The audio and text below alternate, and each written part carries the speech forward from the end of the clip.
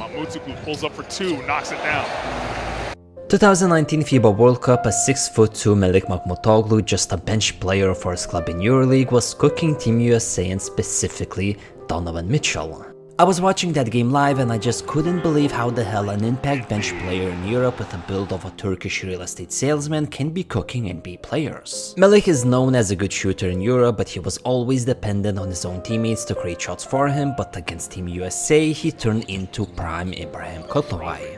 USA had trouble staying in front of Mamoudzoglu. Off-ball movement reminding Steph Curry's Golden State Warriors, Turkey had a clear goal to attack either Kemba Walker or Donovan Mitchell. USA just seemed to not understand the importance of emphasizing help defense on mismatches and how crucial it is in FIBA's basketball to crowd the paint. Vice versa offensively, every single time the Americans attempted a drive to the basket, 2, 3, 4 or even 5 opponents are in their way. Every single time you make a move, a dribble, a single step, there's always a body that's ready to meet you. Smaller court and no defensive 3-second violation under the basket demands ball and player movement at all times. For this exact reason, USA's Basketball Federation decided to choose arguably the best basketball coach in all history, Greg Popovich. Although to transfer the fundamentals of playing team-oriented basketball in 2 months to freshly assembled players that only knows ISO ball is tricky.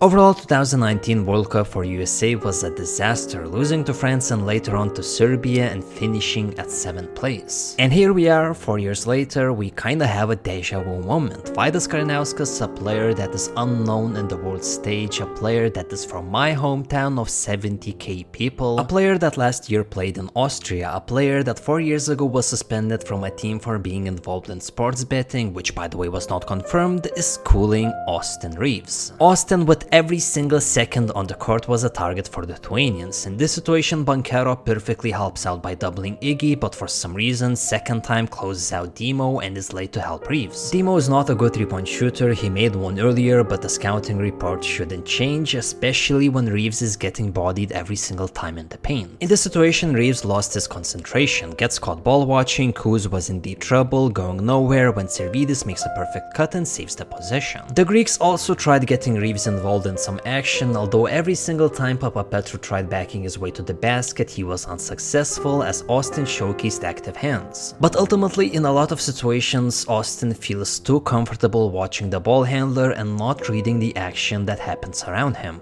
The game against Lithuania was really poorly scouted and coached from USA's perspective. Anytime Lithuanians wanted to attack Reeves back to the basket, USA gave them freedom to do so. Just look at all the space given to Karanauskas. Defending the Spanish pick and roll also looked atrociously bad with zero effort, zero communication, without closing out the shooter, without closing out any driving lanes. I do perfectly understand the need to not overcomplicate defensive assignments and counting on your skill set and sheer talent to simply score more points than your opponents. But even offensively, and specifically talking about the starting 5 of Jalen Brunson, Anthony Edwards, Josh Hart, Mikal Bridges and Jaren Jackson, US team visibly lacks size. They're getting out-rebounded in every single game, and if you remember anything about the Olympic US teams, most of their points came from getting a fast rebound, making a quick outlet pass and initiating fast breaks or half-court positions when the defenses are still scrambling. Obviously, having Dwight Howard and Chris Bosh helped tremendously, but looking at present, there are no American centers that could do that. The only players that come to my mind is Anthony Davis or Mitchell Robinson, maybe Bam Adebayo. This was always the main weapon of US teams: momentum, fast breaks, taking advantage of your length and athleticism in open court. But when you don't rebound the ball, you don't have the advantage of having that momentum, and we all know that US don't want to play a 24-second half-court possession with set plays. The Americans against Lithuania seemed unmotivated, they were not hustling back to defense, their offense was stagnant, simply trying to shoot their way out of a slump. What really pissed me off was how they didn't attack any mismatches. Kuzminskas, Motiejūnas, Brazdeikis, all of them are bad defenders, even Valančiūnas is not a good rim protector. But due to Lithuania crowding the paint, Americans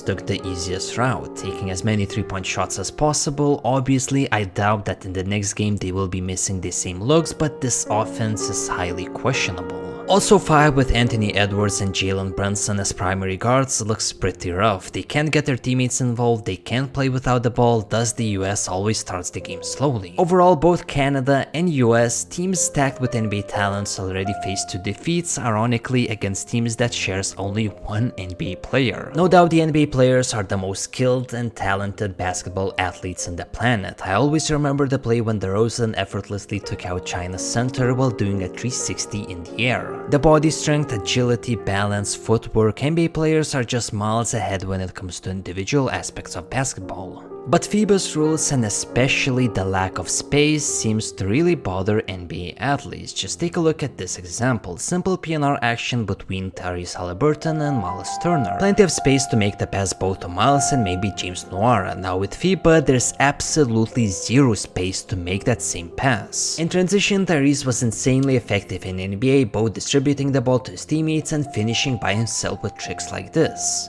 Meanwhile in FIBA, there's less space and less time to make decisions.